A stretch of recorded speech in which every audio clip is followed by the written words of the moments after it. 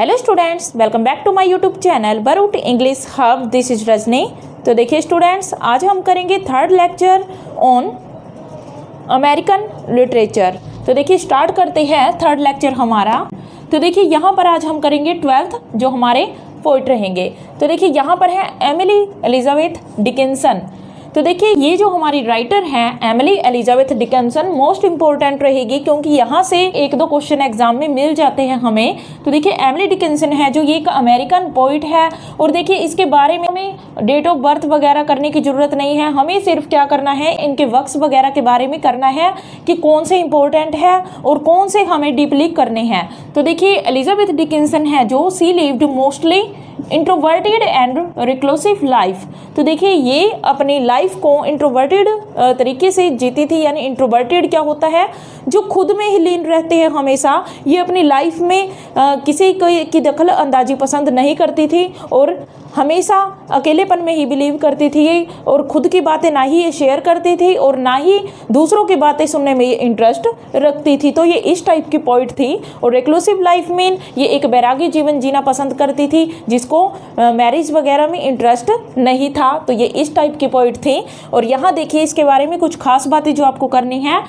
Nearly 800 poems were published during her lifetime. तो इनके जीवन काल के दौरान इनकी 1800 पोइम्स से ज़्यादा पब्लिश हो चुकी थी। यानी 1800 से ज़्यादा पोइम्स इनकी लाइफ टाइम में पब्लिश हो चुकी थी। Many of her poems deals with themes of death. और देखिए इनके पोइम्स है जो उनके थीम्स क्या रहेंगे। तो देखिए यहाँ थीम कौन कौन से होते हैं इनके पोइम के अंदर। एक तो डेथ से रिलेटेड होता है, यानी डेथ के बारे में ज़्यादा बात होती है इनके पोइम्स में। इमोर्टैलिटी के बारे में, यानी कि ये अमरता में बिलीव करती थी, अमर हो जाने में इमोर्टैलिटी में बिलीव करती थी। और फ्लावर्स एंड गार्डन्स के भी थीम्स इसके बहुत सारे हैं। यानी कई पोइम्स में इसने फ्लावर्स एंड गार्डन्स का यूज किया है। और देखिए use of dashes, slant rhyme, unconventional capitalization and punctuations anywhere. और देखिए ये ऐसे पोइट थी जो सोच समझकर कभी यूज नहीं करती थी। पंक्चुएशन हमें कहाँ यूज करना है, स्लांट कहाँ यूज करने हैं, और राइम्स वगैरह क्या यूज करनी है, डैश कहाँ लगाना है, इन चीज़ों के बारे में इसने बिल्कुल भी ध्यान नहीं दिया इस पोइट ने। और ये अपनी मर्जी से जहाँ मन करता था कैपिटल लेटर है जो उनको राइट कर देती थी अपनी पोइम्स के अंदर। तो ये इनकी खासियत थी। तो उसके बाद देखिए called her self bride of Christ. और ये खुद को क्या मानती थी, ये क्रिस्ट की दुल्हन मानती थी, खुद को ब्राइड मानती थी। और हमेशा देखिए ये वाइट क्लोथ्स डालती थी, ये आपको याद रखना है, वाइट कपड़े ही ये डालकर रखती थी और खुद को दुल्हन की तरह मानती थी। किसकी दुल्हन? क्रिस्ट की दुल्हन।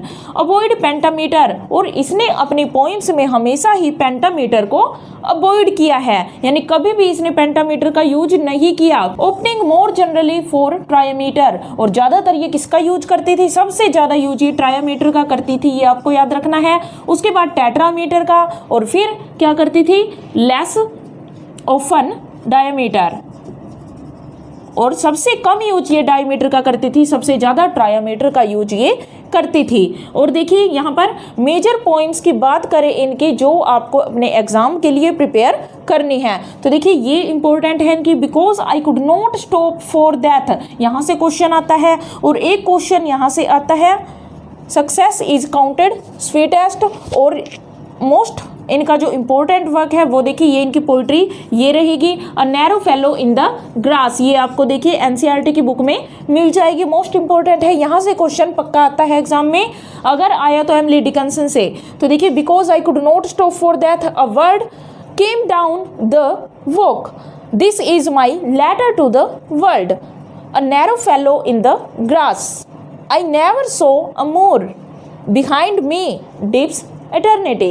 तो ये इनकी मोस्ट फेमस पोइम्स है जो आपको अपने एग्जाम के लिए पढ़कर जानी है। और इसके बाद देखिए Dickinson's a large number of poems addressed to signor sir master. तो देखिए इन्होंने अपनी ज़्यादातर पोइम्स है जो किनको एड्रेस करके लिखी है, या तो सिग्नर नाम का कैरेक्टर होता है, या फिर सर, या फिर मास्टर इनके पोइम में मिलता है। तो इन्हीं कैरेक्टर्स पर इसने एड्रेस करके अपनी पोइम्स को राइट किया है। तो ये हुई हमारी एमिली डिकिंसन। इसके बारे में सिर्फ आपको इतना ही करना है। और देखिए ये वाली पोइम आपको बिल्कुल भी नहीं छोड़नी है, ये 2 पोइम्स। तो ये हुआ हमारा एमिली डिकिंसन। उसके बाद देखिए अब है देखिए point number 13, Robert Frost. Robert Lee Frost इनका फुल नेम है। और देखिए ये मोस्ट इम्पोर्टेंट है, आपको ये पॉइंट छोड़ना ही नहीं है, आपको एग्जाम के लिए ये करके ही जाना है, ये लगा लीजिए आप। तो देखिए इनके जन्म तक को हम याद रखेंगे। इनका जन्म हुआ था 1874 में और 1963 तक ये जिंदा रहे थे। इनको मॉडर्न पोइट कहा जाता है, ये मॉडर्न पोइट्स में आते हैं और इनको टेरिफाइंग पोइट का दर्जा दिया गया है। टेरिफाइंग पोइट इनको कहा जाता है। Poet of boundaries and barriers, poet of boundaries and barriers कौन से पोइट है, ये क्वेश्चन आ चुका है, इंपॉर्टेंट लगा लीजिए। तो वो है रॉबर्ट फ्रॉस्ट। उसके बाद देखिए highly regarded for his realistic depiction of rural life in New England of mid 20th century, ये भी आपको याद रखना है, यहाँ पर ये इंपॉर्टेंट रहेगा। जो कि हमेशा ही क्या करते हैं, ये regarded for his realistic depiction of rural life, यानी कि इनको महत्व दिया जाता है किसके रूप में, कि इन्होंने क्या किया था, रूरल लाइफ का रियलिस्टिक डिपिक्शन दिया था, यानी कि ग्रामीण जीवन से संबंधित ही इन्होंने पोइट्री राइट की थी। ज़्यादातर पोइट्री में इनकी पोइम्स में इनकी क्या मिलती है, वो ग्रामीण जिंदगी ही मिलती है, ग्रामीण लाइफ मिलती है, जिसमें कि जंगलों आदि का वर्णन किया गया है और रूरल लाइफ का ज़्यादातर वर्णन इनकी पोइम्स में किया गया है, जो कि न्यू इंग्लैंड में है। अब देखिए ये एक अमेरिकन पोइट थे, पर बाद में ये कहाँ चले गए थे, इंग्लैंड चले गए थे, और इसलिए इन्होंने इंग्लैंड का वर्णन किया है अपनी पोइम्स के अंदर ज़्यादा। और देखिए his poetry is simple on surface, इनकी पोइट्री ऊपर से देखने में कैसी है, बिल्कुल सिंपल है, बट डीपर इन मीनिंग, पर उसका गहन मीनिंग निकल कर आता है। जैसे कि आपने रॉबर्ट फ्रॉस्ट की 12th क्लास की पोइम देखी होगी, a roadside stand, most important में लगा लीजिए उसको भी, वहां से क्वेश्चन आती है रोड साइड स्टैंड से, रोड साइड स्टैंड। तो देखिए आपको एनसीईआरटी और सीबीएसई बोर्ड की तो कोई भी पोइम्स छोड़नी ही नहीं है, ये याद रखना है आपको। तो ये पोइम आपको करनी है, अ रोड साइड स्टैंड जरूर इनके।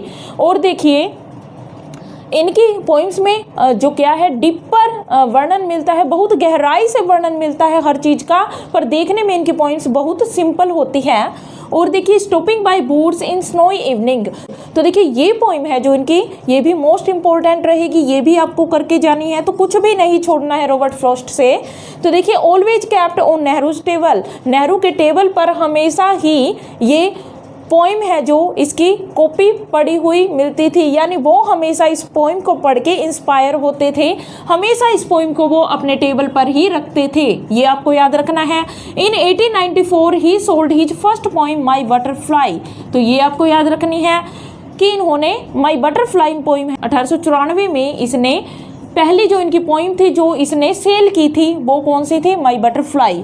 उसके बाद देखिए married to Elinor Miriam White, ये आपको याद रखना है, इनकी शादी किससे हुई थी, एलिनोर मिरियम वाइट से। पहले तो ये मना कर देती है, पर बाद में क्या हो जाती है, एग्री हो जाती है, जब इनकी स्टडी कंप्लीट हो जाती है उसके बाद इसे मैरिज कर लेती है। उसके बाद देखिए आपको ये याद रखना है, इनकी फर्स्ट बुक थी जो पोइट्री की कौन सी थी, अ बॉयज बिल, ये इनकी फर्स्ट पोइट्री की बुक है, ये याद रखनी है, मोस्ट इंपॉर्टेंट रहेगी, जो 1913 में पब्लिश हुई थी। उसके बाद देखिए ये मोस्ट इंपॉर्टेंट चीज़ क्या आएगी और भी, कि इन्होंने अपनी लाइफ में 4 पुलिट्जर प्राइज वॉन किए, यानी कि 4 पुलिट्जर प्राइज इन्होंने जीते हैं अपनी लाइफ के अंदर। और देखिए ये फर्स्ट जो इनको पुलिट्जर प्राइज मिला था वो आपको याद रखना है 1924 में, 1924 में इनको फर्स्ट पुलिट्जर प्राइज मिला था। किसके लिए मिला था वो, इनकी जो बुक है, कौन सी बुक है वो, new Hampshire a poem with notes and grace notes, इनके लिए इनको 1924 में पुलिट्जर प्राइज मिला था फर्स्ट नंबर का 1924 में। और फिर कब मिला, 1931 में। ये आपसे क्वेश्चन पूछे जा सकते हैं क्योंकि पुलिट्जर प्राइज से एक क्वेश्चन आता है, पिछली बार भी एक पुलिट्जर प्राइज का क्वेश्चन पूछा गया था। तो देखिए 1931 में उसके बाद इनको मिला, किसके लिए मिला, इनके जो पोइट्री थी, कलेक्टेड पोइम्स, पोइट्री कलेक्शन था इनका, पोइट्री कलेक्शन कलेक्टेड पोइम्स, जिसके लिए इनको 1931 में पुलिट्जर प्राइज मिला था। और 1937 में इनको मिला फिर अ फर्दर रेंज के लिए, और 1943 1943 में इनको मिला अ विटनेस ट्री के लिए।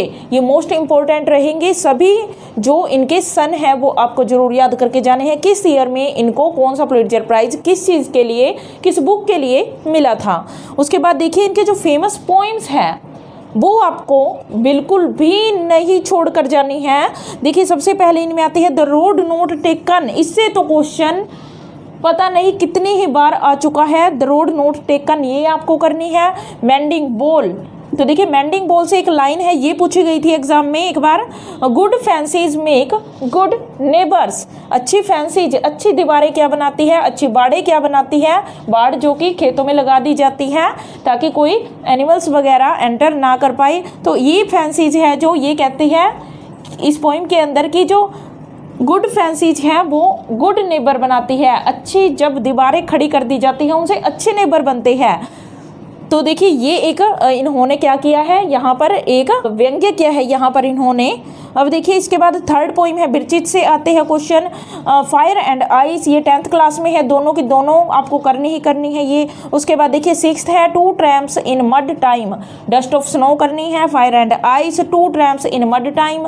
प्रोवाइड, प्रोवाइड इसका नाम आपको याद रखना है, द ओन सेट का नाम याद रखना है। आफ्टर एप्पल पिकिंग, तो देखिए आपको आपने नटिंग वगैरह पोइम्स पढ़ी होगी वो अलग है, नटिंग्स वगैरह की तो हमने बचपन से ही पढ़ते आए हैं। एप्पल पिकिंग की भी आपको याद रखनी है, ये रॉबर्ट फ्रॉस्ट की पोइम है एप्पल पे, ये आपको याद रखना है यहाँ पर। उसके बाद देखिए इन्होंने कॉमेडी भी राइट की थी, तो 2 कॉमेडीज हैं इनकी मोस्ट इंपॉर्टेंट रहेगी ये, क्योंकि ये थोड़ी ही थी जो इन्होंने राइट की थी। तो देखिए द मास्क ऑफ रीजन, ये आपको याद रखना है नाम इनका। द मास्क ऑफ रीजन किसकी है कॉमेडी, वो है रॉबर्ट फ्रॉस्ट की, अमेरिकन पोइट की। और सेकंड है एक्वेंटेड विद द नाइट। तो देखिए ये हमारे हुए रॉबर्ट फ्रॉस्ट से मोस्ट फेमस चीज़ें जितनी भी थी, मोस्ट इम्पोर्टेंट थी जो वो मैंने आपको यहाँ पर करवाई है। तो अगर आपको लेक्चर अच्छा लग रहा हो, मेरी वीडियोज पसंद आ रहे हो, तो मेरे चैनल को अपने आप से ही लाइक, सब्सक्राइब एंड शेयर कर दीजिएगा। Thank you.